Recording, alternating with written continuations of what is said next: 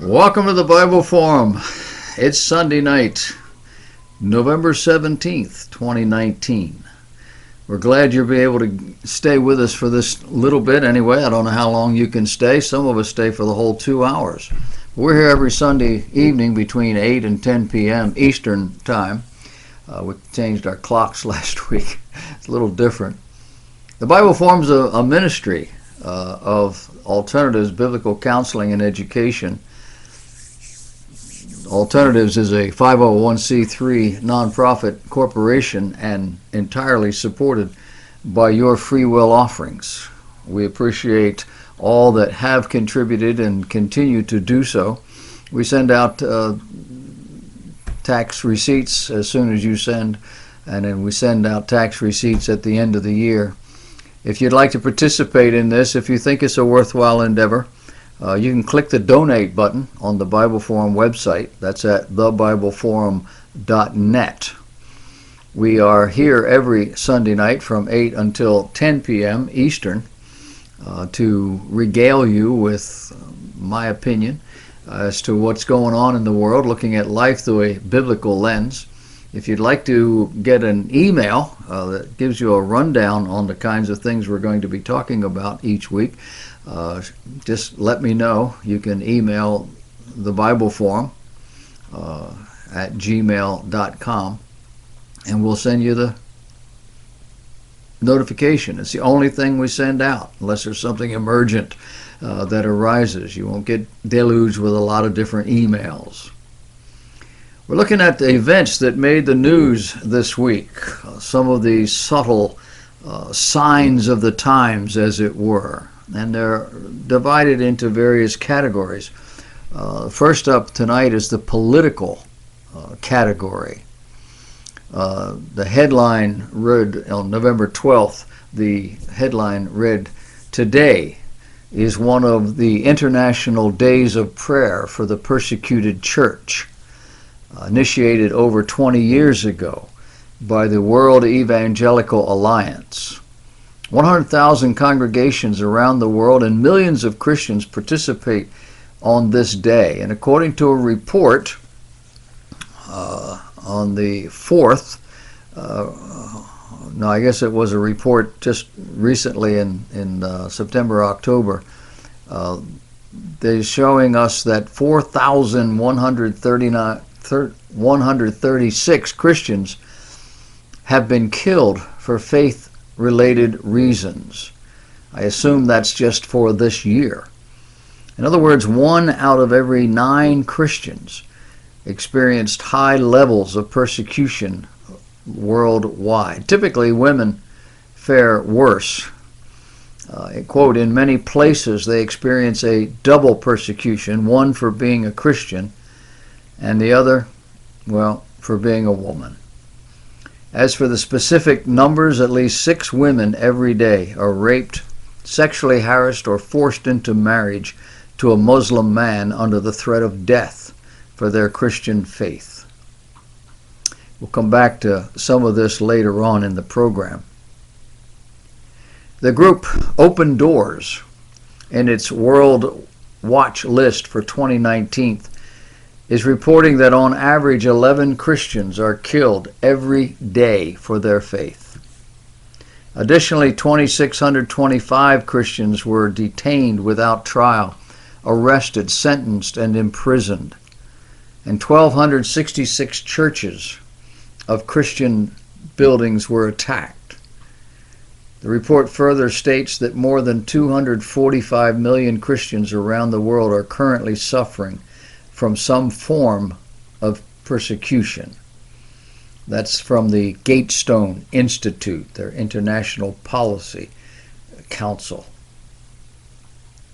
Earlier this week, there was a report that indicated that the centrality of the United States in global economy and President Trump's strategy is reaching levels we have not seen before. Automakers around the world are awaiting a decision from President Trump on whether he will impose an up to 25% tariff on U.S. cars and auto parts imports. This after a 180-day review period elapsed just this week. The United States and China, these are the two dominant players in the world, have been locked in successive waves of tit-for-tat tariffs that have roiled financial markets and threatened to drag growth in the global economy to its lowest rate since the 2007-2008 financial crisis. These markets are anxiously awaiting an agreement to end uncertainty that has slowed business investment around the world. The critics have been quick to point out just how destructive all this is and has been to the market. An agreement had appeared likely in May, but those prospects were dashed after U.S. negotiators said China backed away. Just this week on Friday, the stock market finished up on all fronts. The S&P, Dow, and NASDAQ all finished in the plus 73 to plus 80 percentile. Makes you wonder. How many Democrat candidates are there for president? Is anybody counting? Does anybody really know? But just as we thought it was all going to settle out, and some of them are beginning to get out, we have a former Massachusetts governor by the name of Deval Patrick, who on Thursday said he was seeking the Democrat Party's 2020 presidential nomination. This despite an already crowded field, and in an effort to bring a divided country and a splintering political party together. His words. Patrick is a 63-year-old African American and a close ally of former Democrat President Barack Obama. He's announcing his candidacy online with a video, joining nearly 20 other candidates.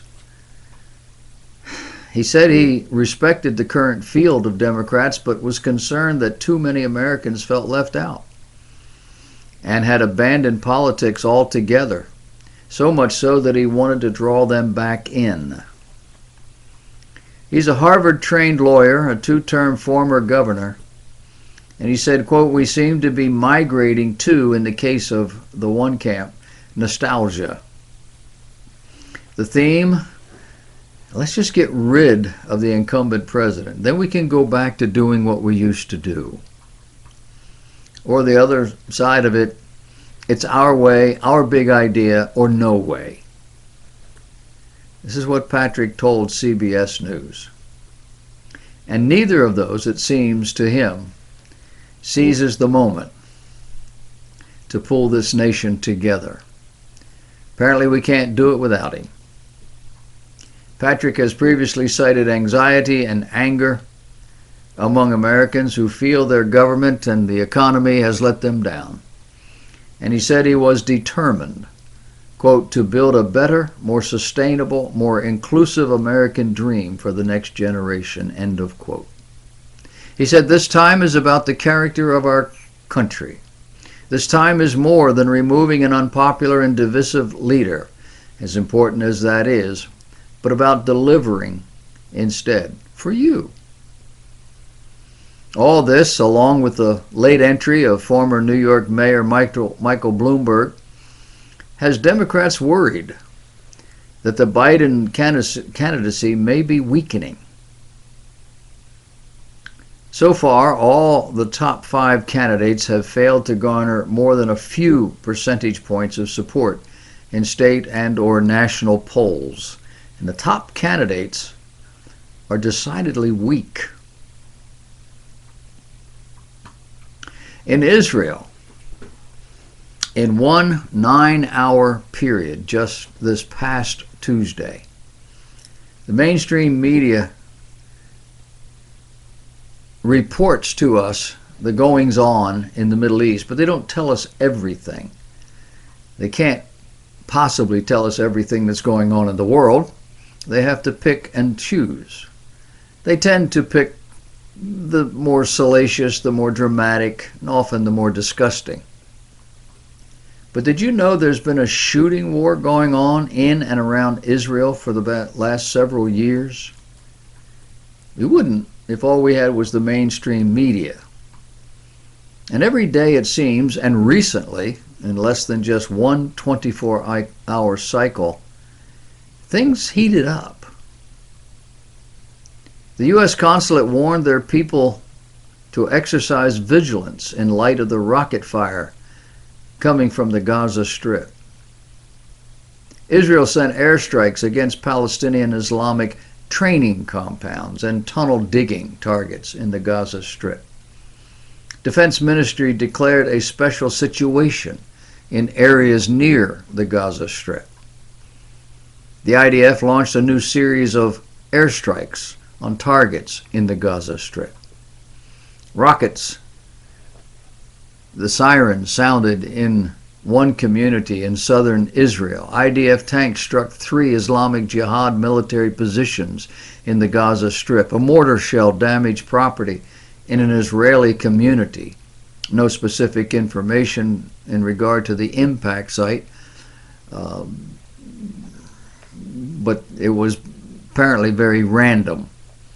A mortar shell from the Gaza Strip struck a horn in the Eshkol region, damaging the building with no injuries reported. Israeli airstrikes in the Gaza Strip were ordered, targeting underground facilities. A second round of airstrikes was ordered, and rocket fire continued to strike southern Israel. After an hour-long lull, rocket sirens sounded again in the south.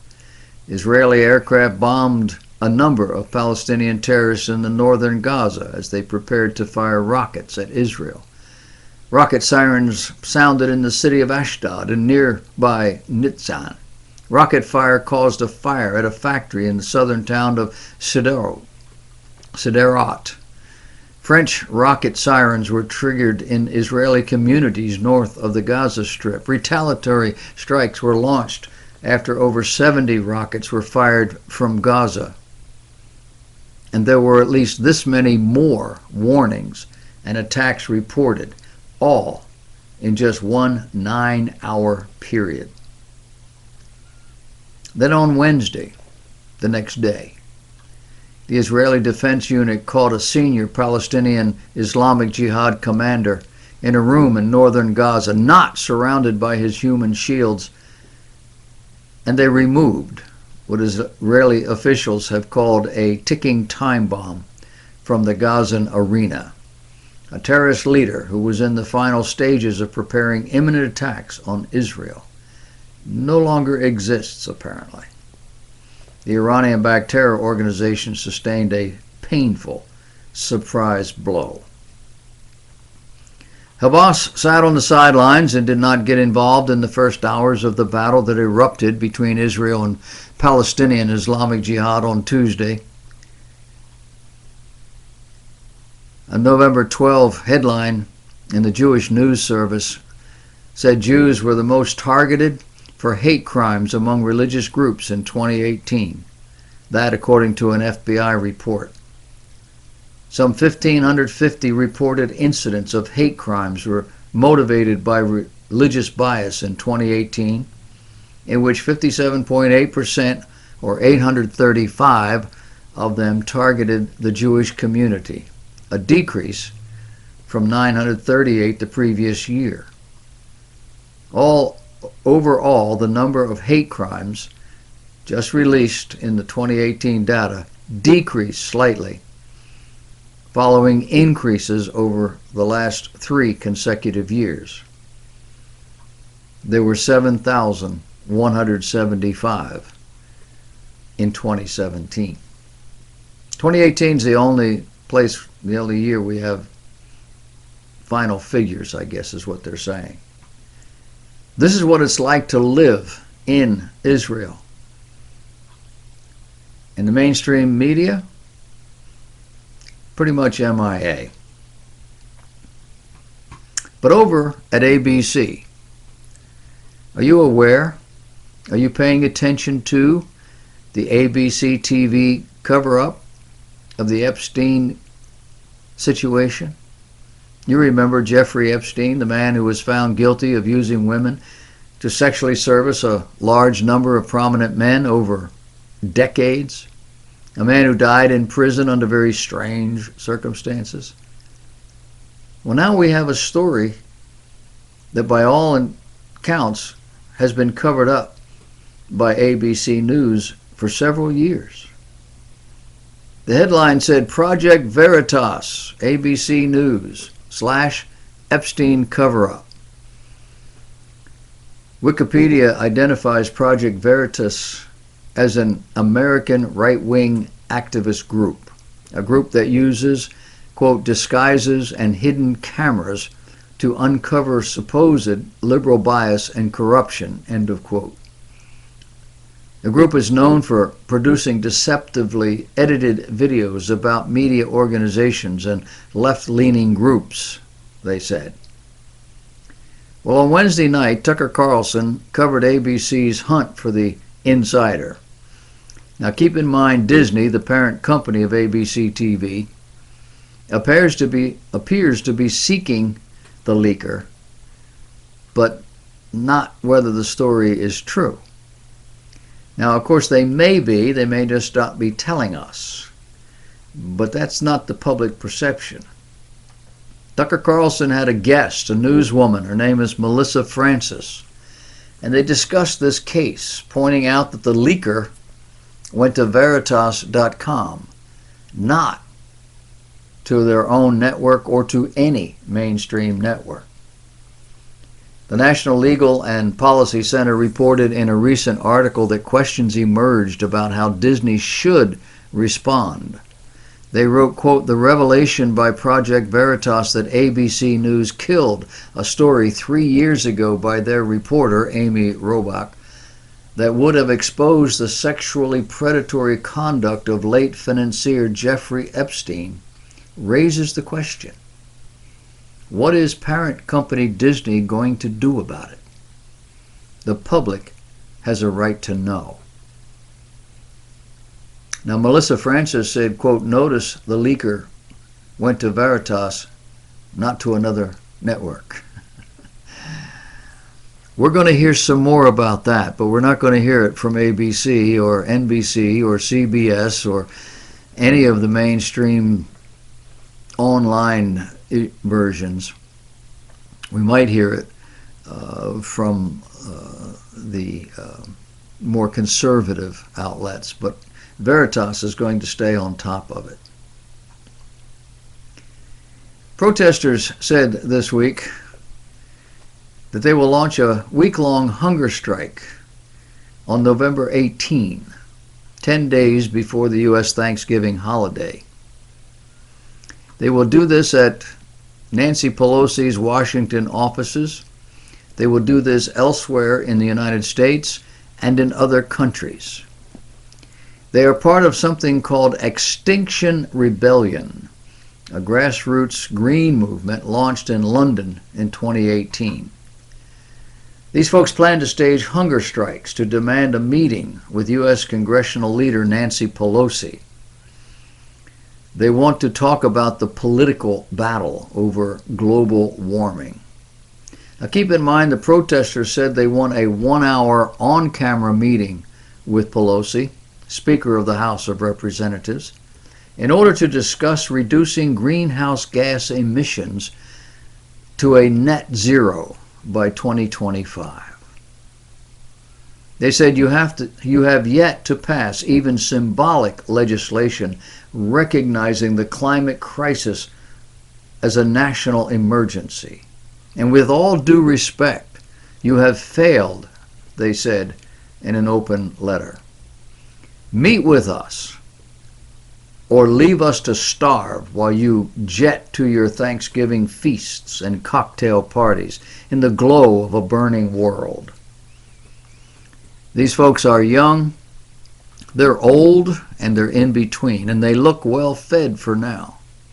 But we'll see. Now, NASA supplies us with a number of facts relative to global warming.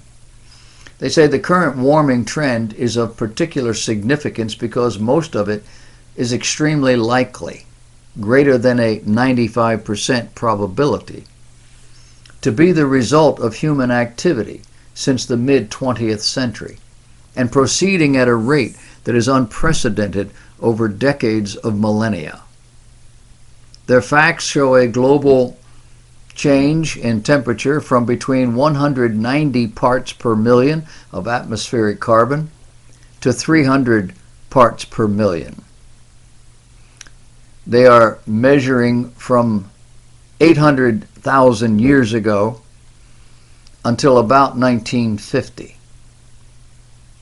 Of course, now this should be the norm, given the industrialization of the world over the last 100 years or so.